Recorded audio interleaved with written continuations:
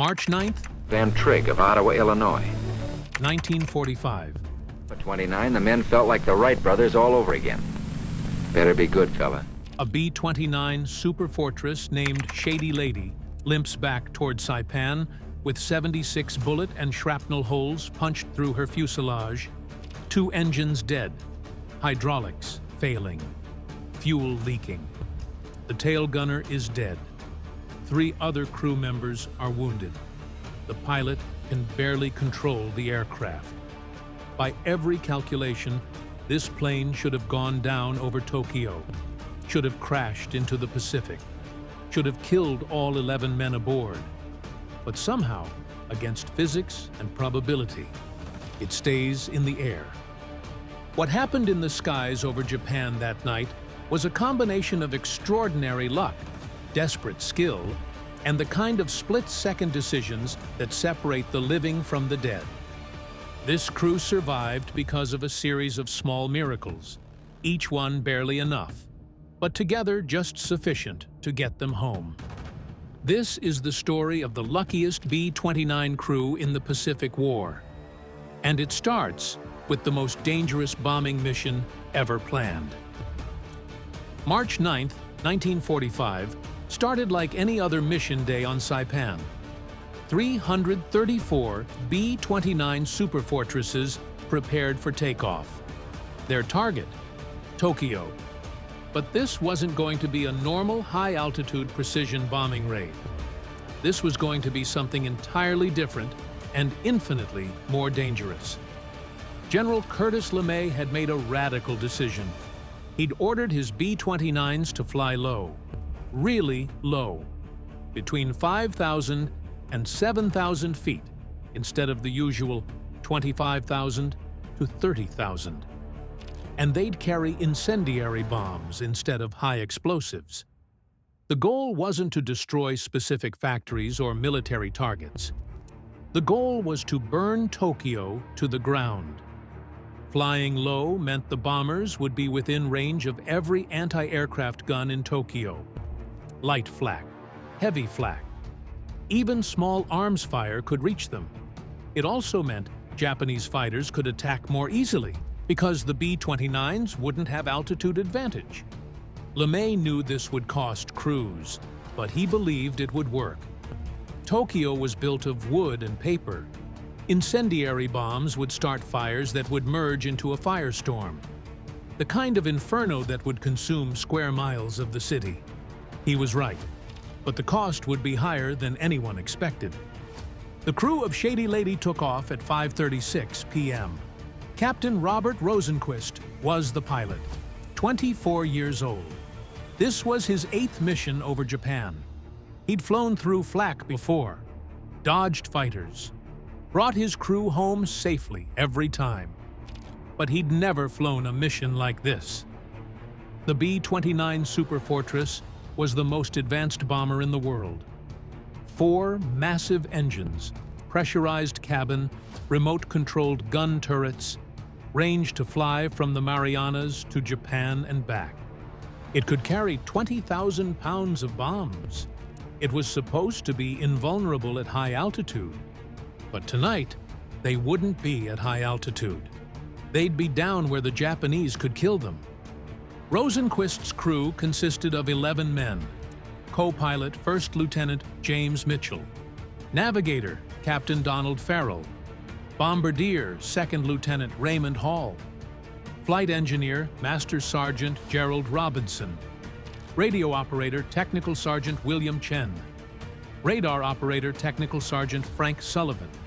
And 5 gunners, Staff Sergeants Thomas Ryan, Edward Morrison, Joseph Majeski, Carl Barthold, and Robert Klein. 11 men, 1 aircraft, about to fly into the most heavily defended airspace on Earth. The flight to Tokyo took 6 hours. 334 bombers spread out over hundreds of miles of ocean. Radio silence, navigation by dead reckoning and star sights. Each crew alone with their thoughts about what was coming. As they approached the Japanese coast, Rosenquist could see the glow on the horizon. Tokyo was already burning. The first wave of B-29s had dropped their incendiaries 30 minutes earlier. The fires were spreading. That glow meant the bombing was working. It also meant every anti-aircraft gun in Tokyo was ready and waiting. Every searchlight was scanning the sky. Every fighter pilot was in the air hunting for bombers. Rosenquist was flying into hell. And he knew it. The first indication of trouble came when Shady Lady crossed the coast. Searchlights immediately locked onto the bomber. 6 beams, then 10, then more. The aircraft was illuminated like daylight. Rosenquist couldn't see anything outside the cockpit except blinding white light. Anti-aircraft fire started immediately, not the distant puffs you could dodge. This was close, point-blank range, heavy flak bursting all around them. The aircraft shook from near misses. Shrapnel rattled against the fuselage like hail on a tin roof. Mitchell, the co-pilot, started calling out flak bursts. Left side, close. Right side, very close. Above us, Jesus. That was close. Rosenquist threw the bomber into evasive maneuvers. Not aggressive ones. You couldn't do that in a B-29 loaded with bombs. Just enough movement to make the plane harder to hit. Slight banks, small altitude changes. Anything to throw off the predictors calculating where to aim. Below them, Tokyo was an ocean of flame. The incendiary bombs were working beyond anyone's expectations. Fires had merged into a massive firestorm covering square miles. The heat was so intense that Rosenquist could feel it in the cockpit, 6,000 feet above the city. Thermal updrafts bounced the heavy bomber around like a toy. Navigator Farrell called out the approach to the target. Bombardier Hall prepared to release their load. Just a few more minutes, and they could turn for home. That's when the fighters hit. Japanese Army Ki-45 Toryu fighters, twin-engine interceptors specifically designed to kill B-29s. They'd been waiting above the bomber stream, and now they dove to attack. The first fighter came from above and behind, the classic attack angle. Tail gunner Klein saw him coming and opened fire with his twin 50 caliber machine guns. Tracers streaked through the night. The fighter pulled off without firing. But he'd been a distraction. 2 more fighters attacked simultaneously from different angles. One from the left side, one from the right. Both opened fire before the gunners could track them. 20mm cannon shells and machine gun bullets ripped into Shady Lady's fuselage. The sound was incredible. Not individual impacts, but a continuous roar as dozens of rounds tore through aluminum skin. The left waist gunner, Sergeant Morrison, was hit in the shoulder. He screamed over the intercom. The right waist gunner, Sergeant Majeski, fired back at the fighter on his side. But the Japanese pilot was already gone, diving away into the darkness. Rosenquist felt the controls shudder. Something was wrong with the aircraft, but they were still over the target. Hall still hadn't released the bombs. Another fighter attack. This one from head-on. The most dangerous angle because the fighter and bomber were closing at combined speeds over 500 miles per hour. The fighter had maybe 2 seconds to aim and fire. Hall, in the nose, watched him come. The fighter's guns lit up. Tracers rushed toward them. Impacts throughout the nose section. Plexiglass shattered. Equipment exploded. Hall ducked as bullets cracked past his head. One round went through the navigation desk, missing Farrell by inches. Another hit the radar equipment, showering Sullivan with sparks and debris. The fighter flashed past, missing them by what felt like feet. Hall recovered and hit the bomb release. 20,000 pounds of incendiaries dropped into the inferno below. Shady Lady, suddenly lighter, jumped upward. Rosenquist immediately banked left and dove, trying to get out of the searchlights and flak. The bomber accelerated as it descended. 300 miles per hour, 320. The airframe groaned under the stress. That's when Flight Engineer Robinson called out the worst news possible. Number 3 engine is on fire, losing oil pressure on number 4. We've got fuel leaks in the left wing. One engine burning, a second failing. Fuel leaking, probably from bullet holes in the tanks. And they were still over Tokyo, with 1,500 miles of ocean between them and Saipan. Robinson didn't wait for orders. He immediately activated the fire suppression system for engine number 3. CO2 flooded the engine compartment. The fire went out, but the engine was dead. Just a 2,000-pound hunk of destroyed metal creating drag. Engine number 4 was still running, but losing power. Oil pressure dropping meant bearing failure was imminent. If that engine seized, it could tear itself apart and damage the wing structure. Robinson began the shutdown procedure. 2 engines out on the left side. Shady Lady immediately wanted to roll left and dive. Rosenquist and Mitchell both stood on the right rudder pedal, fighting to keep the bomber level. The control yoke required both men's strength to hold steady. But at least they were out of the searchlights. The bomber had descended into the darkness below the main flak belt. Japanese fighters were still up there, hunting other B-29s. For the moment, Shady Lady was alone. Farrell plotted a course for Saipan. 1,500 miles. 6 hours of flying time if they could maintain 250 miles per hour. But could they? With 2 engines out, the B-29 was barely controllable, and they were still losing fuel. Rosenquist tried to assess the damage. The intercom was partially out. Some crew positions couldn't communicate. He sent Robinson back to check on casualties and damage. What Robinson found was horrifying. The tail section had taken a beating. Tail gunner Klein was dead, killed by a 20mm shell that had penetrated the tail turret. His body was slumped over his guns. Morrison, the waist gunner, was wounded but conscious. Shoulder wound, painful but not immediately life-threatening. Majeski, the other waist gunner, was helping him with first aid. The fuselage was shot full of holes. Robinson counted quickly. 20, 30, 50. He stopped counting. Holes everywhere. Some the size of fists. Moonlight streamed through the perforations. Wind howled through the damaged sections. Electrical systems were damaged. Hydraulic lines were cut. Fuel was definitely leaking from the left wing tanks. He could smell aviation gas in the fuselage. One spark and the whole aircraft could explode. Robinson reported back to Rosenquist. The news wasn't good, but it also wasn't a death sentence. Yet. The critical systems were still functioning. They had enough fuel to maybe reach Saipan if they could maintain altitude and speed. The 2 right-side engines were running strong.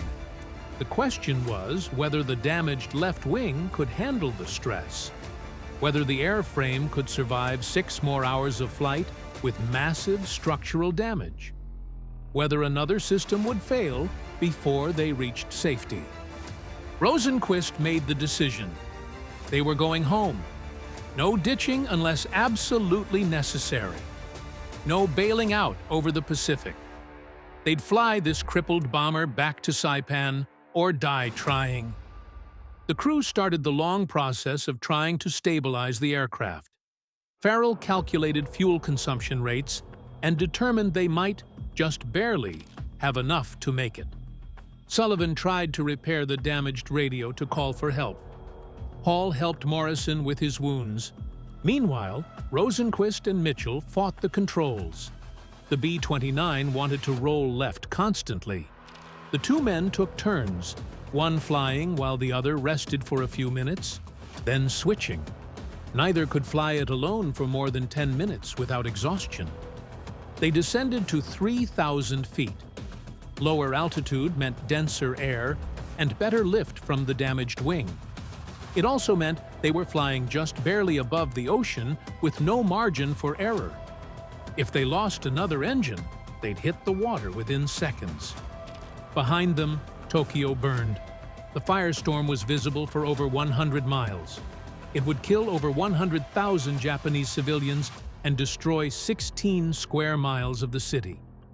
Operation Meeting House would become the single deadliest air raid in human history. But Rosenquist wasn't thinking about that. He was thinking about keeping his crew alive for 6 more hours. Hour 1. The adrenaline started to fade. The reality of their situation set in.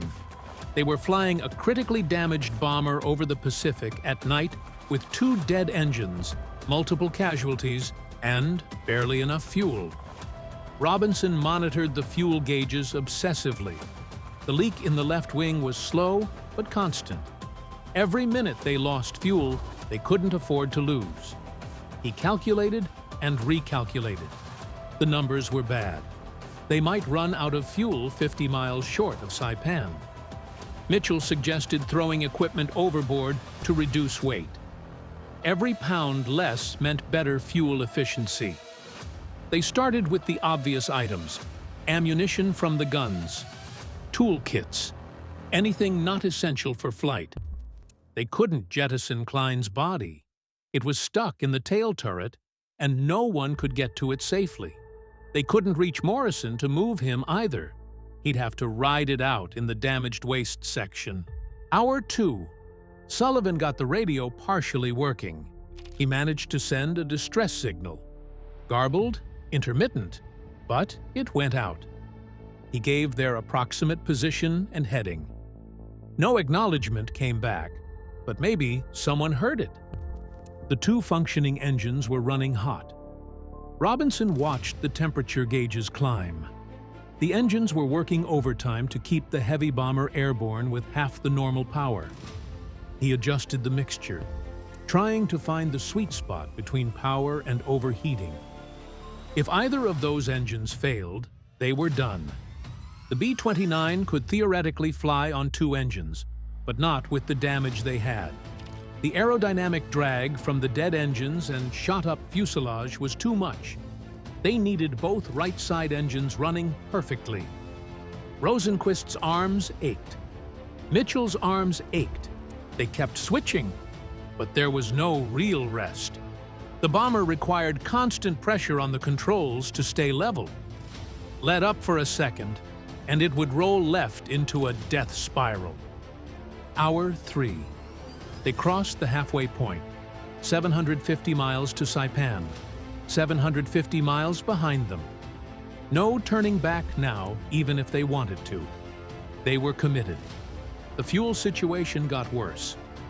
Robinson's calculations showed they'd run dry about 30 miles from Saipan. Close enough to see the island, not close enough to reach it.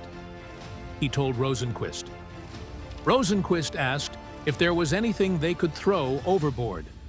Robinson said they'd already tossed everything non-essential.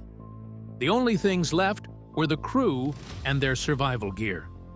Mitchell suggested they could ditch near Saipan and hope the air-sea rescue picked them up. Rosenquist rejected that. Ditching a B-29 at night was nearly impossible. The bomber would probably break apart on impact. Better to fly until the engines quit and then deal with it. Hour 4. The crew was exhausted. Combat, adrenaline, physical exertion, stress. Everyone was running on fumes, literally and figuratively. Conversation on the intercom stopped. Everyone focused on their own survival tasks. Morrison's shoulder wound had stopped bleeding, but he was in significant pain. Hall checked on him periodically, but there wasn't much to do except wait. Majeski stayed with him, trying to keep him comfortable. The night dragged on. Moonlight on the ocean below. Stars above. The endless drone of the 2 remaining engines. Time distorted. Minutes felt like hours. Rosenquist developed a method to stay alert. He'd count to 100, then check the instruments. Count to 100 again. Check instruments. The repetition kept him focused, prevented his mind from wandering into dangerous territory like how tired he was, or what would happen if they didn't make it. Hour 5. Robinson announced they'd passed the point of no return for fuel. Even if they turned around, they couldn't make it back to Iwo Jima, the emergency landing field halfway to Japan. Forward was the only option. Sullivan continued trying to raise Saipan on the radio. Intermittent contact, broken transmission. He managed to relay that they were inbound with casualties and critical damage. The response was garbled, but seemed to indicate they'd been heard. Farrell calculated they were 300 miles from Saipan. 1 hour at current speed. If the fuel lasted, if nothing else broke, if the engines kept running. Those were big ifs. Hour 6 started with the right outboard engine, number 4, beginning to fail. Not catastrophically, just a gradual loss of power. Oil pressure dropping, temperature climbing. The engine that had been running perfectly for 5 hours was finally showing the strain. Robinson tried everything. Adjusted mixture, changed RPM. Nothing helped. The engine was slowly dying. They might have 10 minutes before it quit completely. Rosenquist did the math. If they lost that engine, they'd be down to 1 engine on the right side and 2 dead engines on the left. The asymmetric thrust would be impossible to control. They'd roll inverted and crash. He asked Farrell for distance to Saipan. 200 miles. 40 minutes at current speed. The engine wouldn't last 40 minutes. Mitchell suggested increasing speed. Use the dying engine's remaining power to get closer to Saipan before it failed.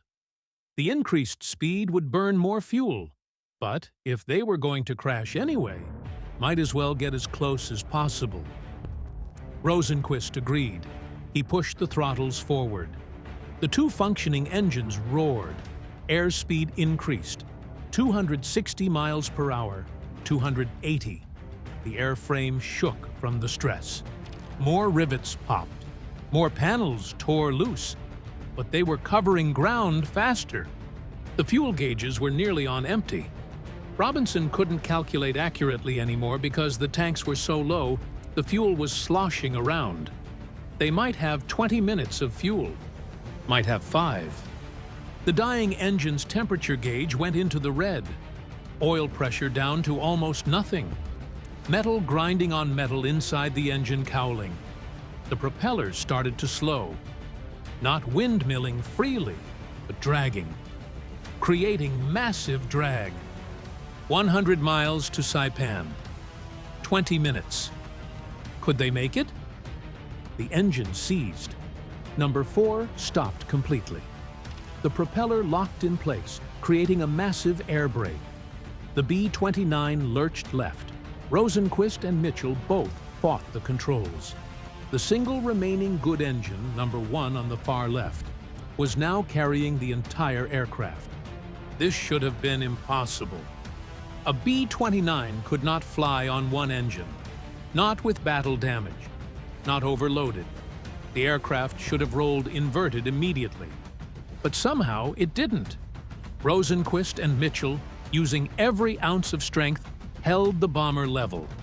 They couldn't climb, could barely hold altitude, but they were still flying. Farrell called out distance: 75 miles, 50 miles, 25 miles. Sullivan finally got clear radio contact with Saipan. He told them they were coming in on 1 engine with multiple casualties.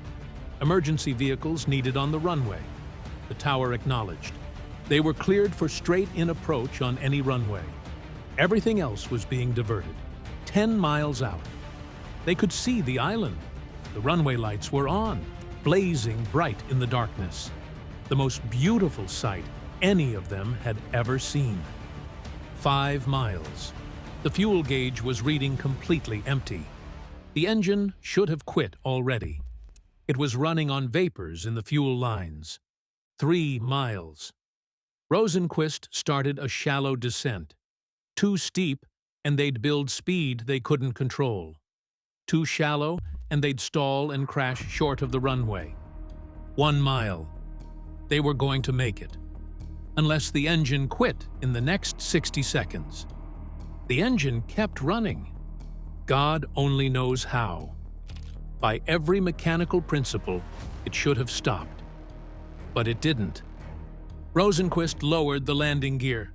The hydraulics were damaged, but they worked. 3 green lights. Gear down and locked. He couldn't believe it. Mitchell called out altitude. 500 feet, 400 feet, 300 feet. They were lined up on the runway. All Rosenquist had to do was not screw up the landing. 200 feet. 100 feet. The runway lights rushed toward them. Rosenquist pulled back on the yoke. The nose came up. The bomber settled toward the runway. Sink rate increasing. Too fast. He pulled back more. The tail hit first, a hard slam. Then the main gear. The bomber bounced, came down again, and stayed down. They were on the runway, rolling fast. Too fast. Rosenquist stood on the brakes. The damaged hydraulics barely responded. The bomber kept rolling. 100 miles per hour, 80, 60. They were going to run off the end of the runway. Mitchell pulled the emergency brake. Metal screeched. The bomber slewed left, tires smoking. 40 miles per hour, 20, 10. They stopped. They were 50 feet from the end of the runway. The engine quit. Just stopped. Out of fuel. If they'd been in the air, they would have crashed. But they were on the ground. Safe. For a moment, nobody moved. Nobody spoke. They'd made it. Against all probability, against all logic, they'd made it home. Then the emergency vehicles arrived, and reality crashed back. They had wounded to evacuate, a dead crew member to recover, damage to assess. But they were alive. 11 men minus 1. Not a good outcome, but better than it should have been. The ground crews swarmed over Shady Lady as soon as the propellers stopped. What they found shocked them. 76 bullet and shrapnel holes. That was the official count after careful inspection. 76 separate impacts. Some small 7mm machine gun rounds. Some large 20mm cannon shells. They'd punched through wings, fuselage, engines, control surfaces, everywhere. How the aircraft had stayed airborne was a mystery. Multiple critical systems had been hit, but none had completely failed. The hydraulic system was damaged, but hadn't lost all pressure. The electrical system was hit, but hadn't short-circuited. The fuel tanks were holed, but the self-sealing compounds had worked well enough to prevent catastrophic leaks. The left wing had taken the worst damage. 32 holes. The wing structure was compromised. Stress fractures radiated from the bullet impacts.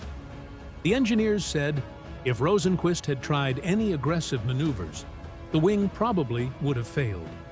The fact that he'd flown gently for 6 hours had saved them. Engine number 3 was a total loss. Burned internally, completely destroyed. Engine number 4 was seized, bearings destroyed. Both engines would need to be replaced. The fuselage holes were extensive, 17 in the tail section alone. Klein had been killed by a 20mm shell that penetrated the tail turret and exploded inside. He died instantly. There was nothing anyone could have done. Morrison's shoulder wound was treated at the base hospital. Through and through bullet wound, no major damage. He'd recover fully and return to flight status in 6 weeks. The other crew members were uninjured physically. Psychologically, they were shaken. They'd experienced what every bomber crew feared: getting shot to pieces over the target, limping home on failing engines, crash landing with no fuel. Rosenquist was recommended for the Distinguished Flying Cross. His flying had saved the crew. The citation noted his exceptional skill in controlling a severely damaged aircraft for over 6 hours and executing a successful emergency landing on one engine.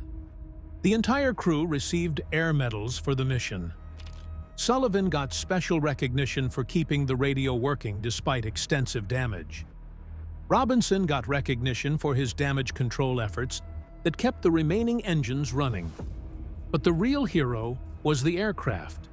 Shady Lady had taken incredible punishment and kept flying. The B-29 was designed to be tough, but this exceeded anything the engineers had anticipated. The aircraft was repairable. It would take 2 months and essentially a complete rebuild, but the airframe was sound enough to return to service. Shady Lady would fly 19 more combat missions before the war ended. Of the 334 B-29s that attacked Tokyo that night, 14 were lost. Most to fighters and flak over the target. Several to mechanical failures on the way home. Shady Lady was one of many aircraft that came home damaged. But few took as much damage and survived.